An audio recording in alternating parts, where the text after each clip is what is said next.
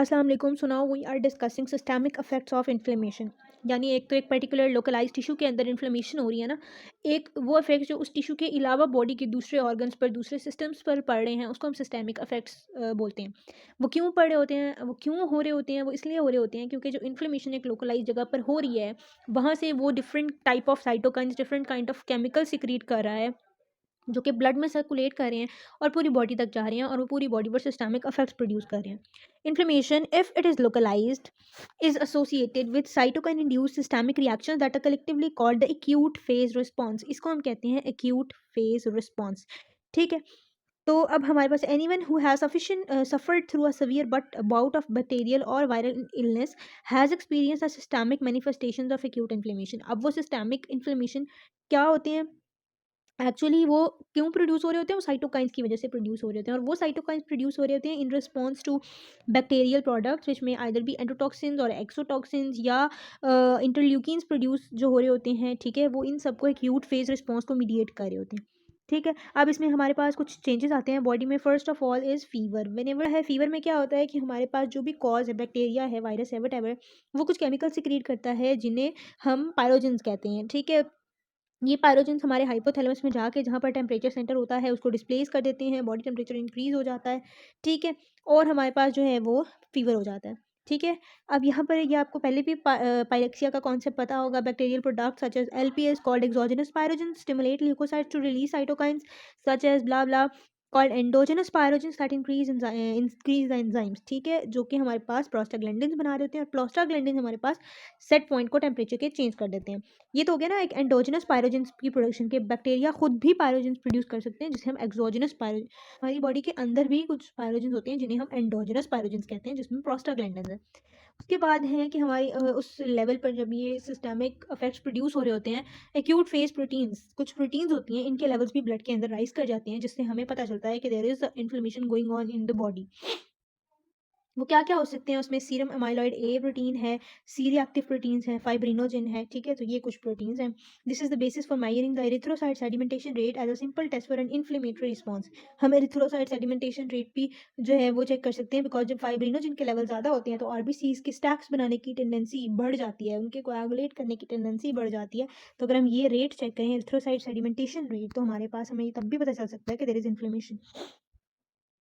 उसके बाद है ल्यूकोसाइटोसिस।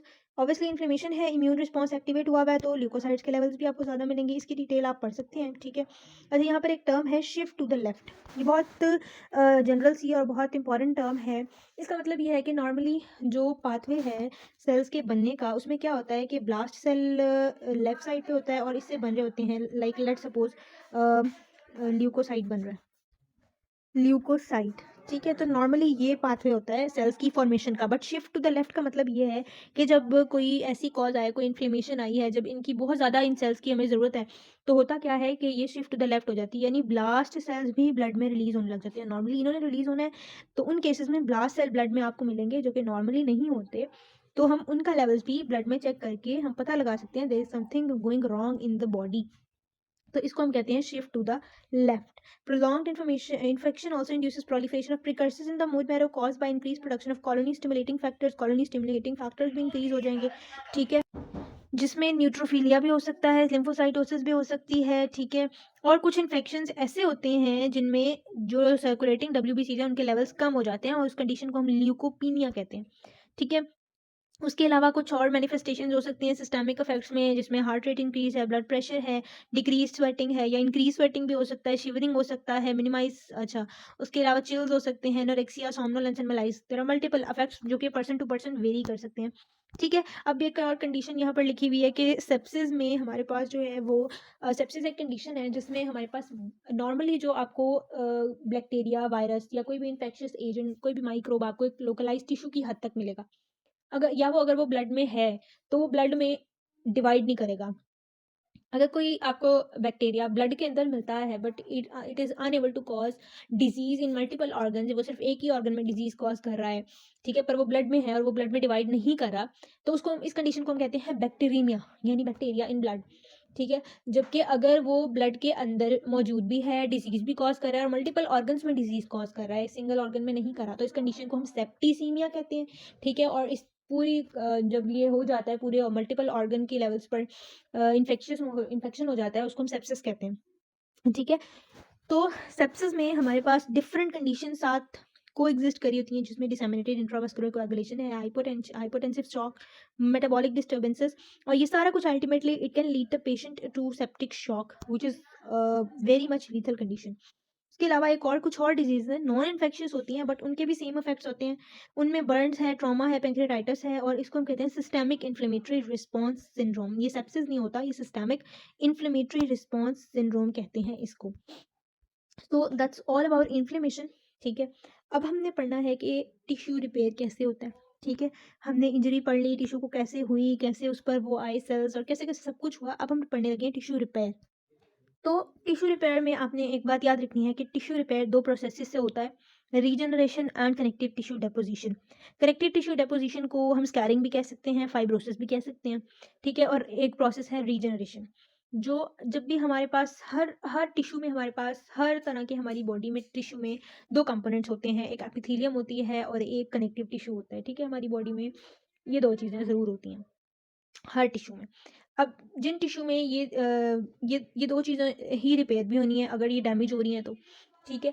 तो इन दोनों जिन टिश्यूज़ में ये दोनों चीज़ें नहीं हैं, वो टिश्यूज़ अगर हम आगे भी अभी पढ़ेंगे, मोस्टली वो they are unable to divide और वो परमानेंट सेल्स होते हैं, ठीक है। जो डिवाइड हो सकते हैं वही रिपेयर हो सकते हैं, ठीक है। टिश्यू रिपेयर, वही टिश्यूज़ रिपेयर हो सकते हैं। तो हमारे पास जो रीजनरेशन का प्रोसेस है वो होता है एपिथेलियल पार्ट के अंदर, यानी एपिथेलियम जो रिपेयर होती है वो रीजनरेशन के प्रोसेस से होती है। और कनेक्टिव टिश्यू की जो रिपेयर है वो हमारे पास by the process of scarring और फाइब्रोसिस होती है, जिसको हम कनेक्टिव टिश्यू डेपोजिशन भी कहते हैं। Repair of damaged tissues occurs by two types of reactions: regeneration by proliferation of residual cells and maturation of tissue stem cells, and the deposition of connective tissue to form a scar. अब हम पढ़ने लगे हैं regeneration को। Regeneration क्या होती है, यहाँ पर आप देखें स्किन दिखाई गई है, ठीक है। और इसमें ये नॉर्मल स्किन है, उसके बाद थोड़ी सी इंजरी हुई कि फिर सिर्फ एपिथेलियल पार्ट लॉस हुआ है, कनेक्टिव टिश्यू और बेसमेंट मेम्ब्रेन इंटैक्ट है। इस कंडीशन में सिर्फ एपिथेलियम ने ग्रो करना है और रिपेयर होना है, तो एपिथेलियम ग्रो कर गई bye the process of regeneration. On the other hand जो दूसरी इंजरी है, ये वाली सिवियर इंजरी, इसमें एपिथेलियम भी लॉस्ट हुई है और कनेक्टिव टिश्यू का भी कुछ पार्ट इंजर हुआ है। अब जो इसकी जो रिपेयर होगी, अब यहाँ पर सिर्फ कनेक्टिव टिश्यू पोर्शन जो रिपेयर हुआ है, it is repaired bye scar formation by connective tissue deposition. और एपिथेलियल पार्ट जब इसका रिपेयर होगा वो रीजनरेशन से ही होगा। अगर सिर्फ कनेक्टिव टिश्यू की पार्ट की बात करें तो वो स्कार फॉर्मेशन से रिपेयर हो रहा है। अब अगर हम बात करें, यहाँ से थोड़ा सा रीड करें, regeneration some tissues are able to replace the damage components and essentially return to normal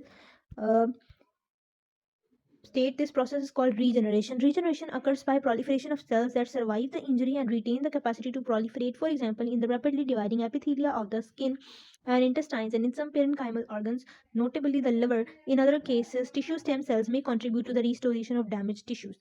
However, whereas lower animals such as salamanders and fish can regenerate entire limbs or appendages, this is not much important. उसके बाद है connective tissue deposition. If the injured tissues are incapable of complete restoration or damage, or if the supporting structures of the tissue are severely damaged, repairs occur by the laying down of connective tissue, fibrous tissue, a process that may result in the formation of a scar. Although the fibrous scar is not normal, it provides enough structural stability that the injured tissue is usually able to function.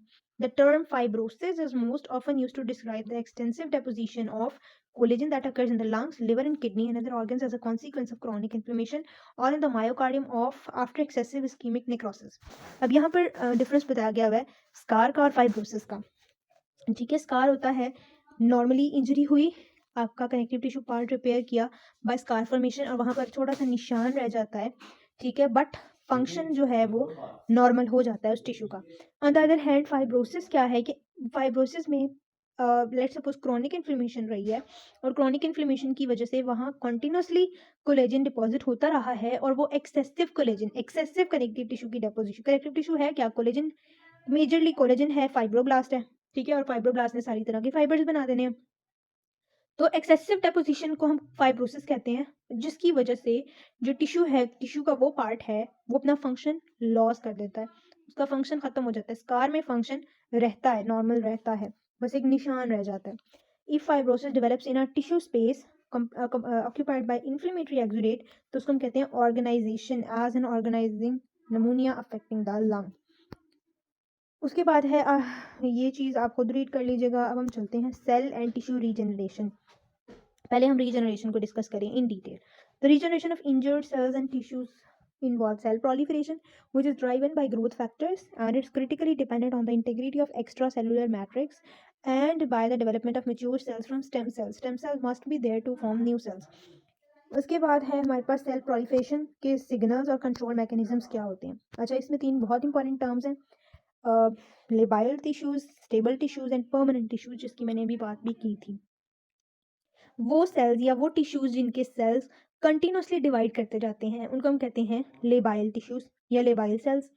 वो sales और tissues जिनके sales सिर्फ ज़रूरत पड़ने पर divide करते हैं, जैसे बोन मैरो सेल्स, उनको हम स्टेबल टिश्यूज या स्टेबल सेल्स कहते हैं। और वो टिश्यूज जिनके सेल्स कभी डिवाइड नहीं करते उनको हम परमानेंट सेल्स और टिश्यूज कहते हैं। अब एग्जांपल्स क्या क्या हैं। लेबाइल में हमारे पास स्किन जो है हमारी, it is a labile tissue, हर वक्त सेल डिवाइड करें। जो म्यूकोजा है हमारे पास in the GIT, in the respiratory tract, in the reproductive tract, it is continuously dividing. Abrasion है, स्टिल सेल्स लूज करें और न्यू बना रहे हैं, यूट्रस के जो सुपरफिशियल लेयर के सेल्स हैं। ठीक है, तो ये हमारे पास जो है ये लेबाइल टिश्यूज हैं। स्टेबल में हमारे पास आते हैं बोन मैरो के सेल्स। ठीक है, हमारे जो स्टेम सेल्स हैं जो कि सिर्फ ज़रूरत पड़ने पर डिवाइड करते हैं। ठीक है, और जो परमानेंट सेल्स हैं उसकी एग्जाम्पल लाजमी आपने याद रखनी है, कार्डियक टिश्यू के जो सेल्स हैं, स्केलेटल मसल्स के जो सेल्स हैं, और न्यूरोनल टिश्यू, नर्वस टिश्यू या न्यूरॉन। ठीक है, इनमें ये डिवाइड नहीं कर सकते। अगर एक सेल खत्म हो गया है तो वो खत्म हो जाएगा, वो नया नहीं बन सकता। लेकिन अगर एक सेल डैमेज हुआ है तो they have the ability to repair themselves. आपने डिफरेंट सेल्स पढ़े होंगे, लाइक नर्वस सिस्टम में सैटेलाइट सेल्स होते हैं रिपेयर करने के लिए, और डिफरेंट और तरह के सेल्स होते हैं डिफरेंट टिश्यूज में फॉर रिपेयर। ठीक है, तो वो रीजनरेट नहीं हो सकते। यहाँ पर ये बताया हुआ है इन टिश्यूज़ की ही। ठीक है, और साथ साथ उनकी एग्जांपल्स भी दी हुई हैं, यू कैन सी। उसके बाद है सेल प्रोलिफरेशन, जिसे हम रीजनरेशन कह रहे हैं, driven by signals provided by growth factors and from the extra cellular matrix. Many growth factors have been describe, some of which act on multiple cell types. Different types के growth factors हैं। वो growth factors क्या है? ठीक है, fibroblast growth factor. अच्छा, regeneration के अंदर एंडोथेलियल ग्रोथ फैक्टर्स होंगे, और कनेक्टिव टिश्यू में फाइब्रोब्लास्ट ग्रोथ फैक्टर्स भी होते हैं। ठीक है, और जो डिफरेंट सिग्नल्स पाथवेज को एक्टिवेट करते हैं। अच्छा, उसके बाद है मैकेनिज्म क्या है। The importance of regeneration in the replacement of injured tissues varies in different types of tissues with the severity of injury. In the epithelium of intestinal tract and skin, injured cells are replaced by proliferation of residual cells. ठीक है, जो बचे हुए cells हैं उनकी proliferation से skin और intestinal tract के अंदर regeneration होती है. And differentiation of cells derived from tissue stem cells providing the underlying basement membrane is intact. ये हमने ऊपर भी बात की है। उसके बाद है tissue regeneration can occur in parenchymal organs whose cells are capable of proliferation, but with the exception of liver, this is usually a limited process. Pancreas, adrenal, thyroid and lung have some regenerative capacity. ठीक है, मतलब इसका मतलब ये है कि वो tissue जहाँ पर हमारे पास फंक्शनल पार्ट्स जो पूरे के पूरे फंक्शनल हैं, ठीक है, उसमें क्या है, लिवर के अलावा उनके अंदर एक लिमिटेड कैपेसिटी है टू रीजनरेट की। यानी वो अगर आप एक पूरा हिस्सा ख़त्म कर देंगे तो ऐसा नहीं है कि वो पूरा हिस्सा दोबारा लंग का एक लोब ख़त्म कर दें तो वो दोबारा नहीं पूरा डेवलप होगा। हम सेल्स को रीजनरेट कर सकते हैं, वो भी अप टू सम एक्सटेंट। ठीक है, but liver is the only organ जिसका आप एक पूरा लोब काट दें तो वो पूरा लोब दोबारा डेवलप हो सकता है। The surgical removal of a kidney, यानी अब ये बात यहाँ लिखी हुई है कि अगर आप एक किडनी को रिमूव कर देंगे तो दूसरी किडनी में कंपनसेटरी हाइपरट्रफी ज़रूर होगी, हाइपरप्लेजिया ज़रूर होगा, बट वो जो है वो पूरी तरह जो लॉस्ट किडनी है वो रीजनरेट नहीं हो सकती। The mechanisms underlying this response are not understood, but the likely और local production of growth factors, वही बात आ गई है ग्रोथ फैक्टर्स वाली। अच्छा, restoration of normal tissue architecture can occur only if the residual tissue is structurally intact, for example after partial surgical resection of the liver.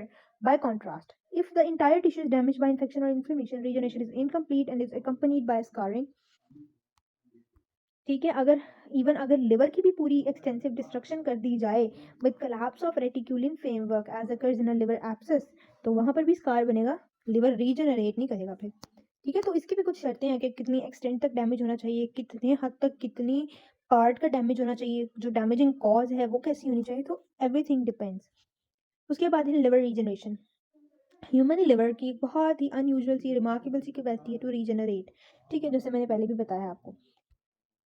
अच्छा, regeneration of the liver occurs by two major mechanisms: proliferation of remaining hepatocytes and population from progenitor cells, यानी जो hepatocytes बचे हैं उनसे proliferation भी हो रही है और जो प्रोजेनिटर्स और स्टेम सेल्स हैं उनसे भी प्रोलिफरेशन हो रही है। Which mechanisms plays the dominant role depend on the nature of the injury. ठीक है, proliferation of hepatocytes following partial hepatectomy, अगर partial hepatectomy हुई है तो hepatocytes ही डिवाइड करके न्यू हिपैटोसाइट्स बनाएंगे, और इसमें आपको यहाँ पर ग्रोथ फैक्टर्स भी नजर आ रहे हैं। ठीक है, इंटरल्यूकिन 6 भी है। Liver regeneration from progenitor cells किस केस में होती है, अगर आपके पास जो क्रोनिक लिवर इंजरी है, जैसे उसमें हमारे पास प्रोलिफरेटिव कैपेसिटी ऑफ हिपैटोसाइट्स ही डैमेज हो जाती है, तो उसमें हम प्रोजेनिटर सेल से रीजनरेट करते हैं। ठीक होगी बात। अब यहाँ पर एग्जांपल दिए इन rodents these progenitor cells have been called oval cells because of the shape of the nuclei. Some of these progenitor cells reside in specialized niches called canal of Henry, where bile canaliculi connect with larger bile ducts. The signals that drive proliferation of progenitor cells and their differentiation to mature hepatocytes are topics of active investigation. That's not our topic of today. अच्छा, उसके बाद अब आ जाते हैं scarring पर। तो regeneration तो इस तरह से हो रही है, दो तरह से हो रही है, ऑलरेडी प्रेजेंट सेल्स, ठीक है, जो बच गए हैं रेजिडुअल, और या फिर प्रोजेनिटर या स्टेम सेल्स हैं। If repair can not be accomplished by regeneration alone, या हमारे पास इंजरी इस तरह की है कि उसने कनेक्टिव टिश्यू पार्ट को भी डैमेज कर दिया है, तो फिर हम उसको जो है वो रिपेयर करते हैं by formation of a scar और by combination of regeneration of some residual cells and scar formation. ठीक होगी बात। As discussed earlier, scarring may happen if the tissue injury is severe or chronic and results in damage to parenchymal cells and epithelia as well as to the connective tissue framework, or if non-dividing cells are injured. In contrast to regeneration, which involves the restitution of tissue components, scar formation is a response that patches rather than restores the tissue. मैंने बता दिया, निशान रह जाता है scar का. The term scar is most often used in connection to wound healing in the skin, but also may be used to describe the replacement of parenchymal cells in any tissue. Normally हम scar का word use करते हैं skin के लिए, but इसको हम दूसरे tissues के लिए भी use करेंगे because it is a general term in pathology. Steps in scar formation. अब injury हुई, for example skin में injury हुई है, और सबसे पहले उसके ऊपर एक हीमोस्टैटिक प्लग बनाए जिसमें क्लॉट बनाया, ठीक है, और ब्लीडिंग को स्टॉप किया गया है और वहाँ पर इन्फ्लेमेशन हो गई। सेकेंड स्टेप है इन्फ्लेमेशन हुई है और सारे सेल्स आए हैं, न्यूट्रोफिल्स, मोनोसाइट्स, वट जिन्होंने भी आना था। उसके बाद है उसके बाद होगी इन्फ्लेमेशन, रिपेयर करते हैं कौन से सेल्स, मैंने आपको बताया था लास्ट लेक्चर में भी, मैक्रोफेजेस रिपेयर के सेल्स होते हैं। तो macrophages are the central cellular players in repair process. जो M1 माइक्रोफेजेस हैं ये माइक्रोब्स को क्लियर करेंगे, नेक्रोटिक टिश्यू को क्लियर करेंगे, ठीक है, और inflammation in a positive feedback loop. And M2 macrophages produce growth factor that stimulate the proliferation of many cell types in the next stage of repair. As the injurious agents and necrotic cells are cleared, the inflammation resolves. फिर cell proliferation, यानी epithelial cells और वहाँ के blood cells, endothelial cells, fibroblast, सारे तरह के जो भी सेल्स थे उस टिश्यू का पार्ट थे, वो सारे सेल्स की प्रोलिफरेशन होगी और वो वहाँ पर बनना स्टार्ट हो जाएंगे। ठीक है, यहाँ पर एक और बात ये लिखी हुई है कि the combination of proliferating fibroblasts, loose connective tissue, new blood vessels, and scattered chronic inflammatory cells forms a type of tissue that is unique to healing wounds and is called granulation tissue. This term derives from its pink, soft, granular gross appearance, such as that seen beneath the scab of a skin wound. यानी वहाँ पर हर तरह के आपको cells grow करते हुए मिलेंगे। उसके बाद है रीमॉडलिंग होती है एंड पे। रीमॉडलिंग का मतलब है to the most possible extent हम उस टिश्यू को उसके नॉर्मल स्ट्रक्चर की तरह लाने की कोशिश करेंगे, उसकी शेप को रिस्टोर करने की कोशिश करेंगे, इसको रीमॉडलिंग कहते हैं। ठीक है, और उसमें क्या हुआ है, the fibroblast is reorganized to produce the stable fibrous scar. This process begins 2 to 3 weeks after injury and may continue for months or even years. Healing of skin wounds can be classified into healing by first intention, primary union, that is referring to the epithelial regeneration with minimal scarring, as well as in well opposed surgical incisions. यानी ऐसे surgical incision जो बहुत ध्यान से skin की lines को, fibres के orientation को देख कर दिए जाएं, उसमें प्राइमरी यूनियन होती है, यानी skin without any scar repair कर जाती है। और सेकेंड इंटेंशन हीलिंग क्या होती है या सेकेंडरी यूनियन क्या होती है, उसमें लार्जर वुंड्स होते हैं जिसमें रिजनरेशन भी हो रही है, स्कारिंग भी हो रही है और वहाँ पे स्कार उसका रह जाता है। This is surgically important point. उसके बाद अब जहाँ पर कनेक्टिव टिश्यू की डेपोजिशन हो रही है, रीजनरेशन हो रही है, वहाँ ब्लड भी तो ज़्यादा चाहिए, तो वहाँ पर ब्लड वेसल्स की भी डेवलपमेंट होती है through a process known as angiogenesis. ये आपने एम्ब्रियोलॉजी में पढ़ा होगा, ठीक है, इस पर हम ज़्यादा टाइम नहीं वेस्ट करेंगे, you can read it steps. ठीक है, ये स्टेप्स बताए हुए हैं कि थोड़ी सी स्प्राउटिंग होती है और ये भी डिफरेंट फैक्टर्स के कंट्रोल में होता है। फिर वो sprouting near by Venus and जो है उसके साथ टच करती है, फिर बीच में एक्स्ट्रा सेलुलर मैट्रिक्स होता है, फिर उनकी जो है वो डिफरेंट टाइप के इंटरेक्शंस होते हैं और फिर इस तरह से जो है एक न्यू ब्लड वेसल बन जाती है। उसके बाद हमारे पास ये ग्रोथ फैक्टर्स बताए हुए हैं कि इसमें कौन कौन से ग्रोथ फैक्टर्स यूज़ होते हैं, आप पढ़ सकते हैं। उसके बाद है activation of fibroblast and deposition of connective tissue, यानी जब कनेक्टिव टिश्यू डेपोजिशन हो रही है ये 2 स्टेप्स में होती है। First the migration and proliferation of fibroblast to the site of injury. Fibroblast ही क्यों जा रहे हैं? Because fibroblast are the basically stem cells for any kind of collagen fibers. ठीक है, ये कोलेजन फाइबर्स भी बना सकते हैं हर टाइप के, इलास्टिक फाइबर्स भी बना रहे हैं, रेटिकुलर फाइबर्स भी बना रहे हैं। ठीक है, और deposition, the second step is the deposition of extra cellular matrix proteins produced by these cells, और मैट्रिक्स प्रोटीन भी फाइब्रोब्लास्ट ही बना रहे होते हैं। तो इन दोनों की माइग्रेशन होती है। फिर डिफरेंट जो है वो प्रोसेसेस हैं, ये सारे आप रीड कर सकते हैं। TGF beta is the most important cytokine for the synthesis and deposition of connective tissue protein. आगे ये सारे TGF बीटा के, ट्रांसक्रिप्शनल ग्रोथ फैक्टर बीटा के फंक्शंस लिखे हुए हैं। उसके बाद है remodelling. After the scar is formed it is remodel to increase its strength and contract it. जब भी कोई वूंड रिपेयर होता है वहाँ पर डिफरेंट फाइबर्स की जो है डेपोजिशन हुई है, कोलेजन फाइबर्स एक्सेस अमाउंट में डिपॉजिट हुए, नॉट सो मच एक्सेस की फाइब्रोसिस हो जाए, नॉर्मल ही जो है वो डिपॉजिट हुए। ठीक है, तो उनकी डेपोजिशन हुई है, तो वूंड को जो स्ट्रेंथ प्रोवाइड करते हैं वूंड की रिपेयरिंग में, that is by the contraction of those collagen fibres. तो वो रीमॉडलिंग में होता है। ठीक है, कि वो फाइबर जो है वो कॉन्ट्रैक्ट करते हैं। इस तरह से वूंड जो है वो रप्चर नहीं होता और वूंड जो है वो ओपन होने के चांसेस बहुत कम हो जाते हैं। ठीक है, इसमें भी डिफरेंट केमिकल मीडिएटर्स हैं, यहाँ पर लिखे हुए हैं, आप उसको पढ़ सकते हैं। ग्रेनुलेशन टिश्यू की हमने बात कर ली। It is characterized by the proliferation of fibroblast, जिसमें कैपिलरीज भी होते हैं, एंडोथेलियल सेल्स भी होते हैं, मैक्रोफेजेस भी होते हैं, लूज एक्स्ट्रा सेलुलर मैट्रिक्स भी होता है। It progressively invades the site of injury. The amount of granulation tissue that is formed depends on the size of tissue deficit created by the wound and the intensity of inflammation. फिर इस scar और fibrosis को लिखा है, again same terms में लिखा है but थोड़ा सा डिफरेंस होता है, आप इसको पढ़ सकते हैं। ठीक होगी बात। Then we have factors that impair tissue repair. इसमें बस इनके नाम कर लें, infection, diabetes, nutritional status, different types of drugs, mechanical factors, वहाँ की ब्लड सप्लाई कैसी है उस टिश्यू की।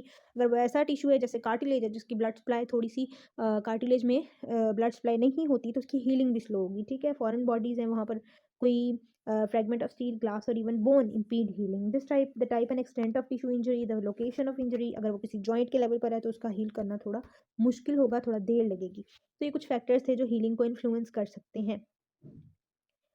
उसके बाद है clinical examples of abnormal wound healing and scarring. अब ये जो प्रोसेसेस हमने पढ़े हैं इसमें कोलेजन की डेपोजिशन हो रही है, इलास्टिक फाइबर्स भी आएंगे जहाँ जहाँ नीडेड है, मैट्रिक्स प्रोटीन्स होंगी एंड ऑल दैट, फाइब्रोब्लास्ट होंगे। अगर इन प्रोसेसेस में से कहीं भी किसी प्रोसेस पे स्टॉप लग जाता है, कुछ डेफिशिएंट है, कुछ ज़्यादा है, तो वुंड हीलिंग जो है वो प्रॉपरली नहीं होगी and the patient will manifest as different kind of abnormal wound healing और डिजीजेस। तो क्या क्या हो सकती हैं? Venous leg ulcers develop most often in elderly people as a result of chronic venous hypertension। ठीक है, जिसकी वजह से जो उस पार्ट की जो ब्लड सप्लाई है वहाँ वो सही जाएगी नहीं और वहाँ के अल्सर जो है वो fail, they is also fail to because of poor delivery of oxygen to the site. Arterial ulcers भी इसी तरह होते हैं जो एथेरोस्क्लेरोसिस के पेशेंट्स में होते हैं। Pressure sores are the area of skin ulceration and necrosis of underline tissue cause by prolong compression of tissues against a bone, जैसे बेड सोर्स होते हैं। डायबिटिक अल्सर्स, ठीक होगी बात।